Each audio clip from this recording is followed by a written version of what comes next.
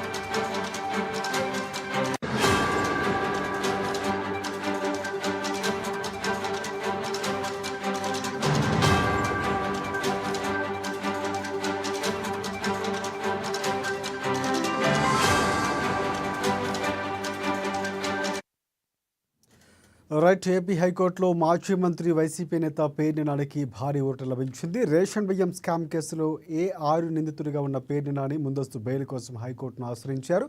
దీంతో నాని పిటిషన్పై విచారణ జరిపిన హైకోర్టు పేర్ని నానికి ముందస్తు బెయిల్ మంజూరు చేసింది. రేషన్ బియ్యం మాయం కేసులో మాజీ మంత్రి పేర్ని నాని భార్య పేర్ని జయసుధాను A1గా ఉండగా నాని A6గా ఉన్నారు. ఈ క్రమంలో పేర్ని నానికి ముందస్తు బెయిల్ మంజూరు కావడంతో ఈ కేసులో కీలక మలుపు చోటు చేసుకుంది.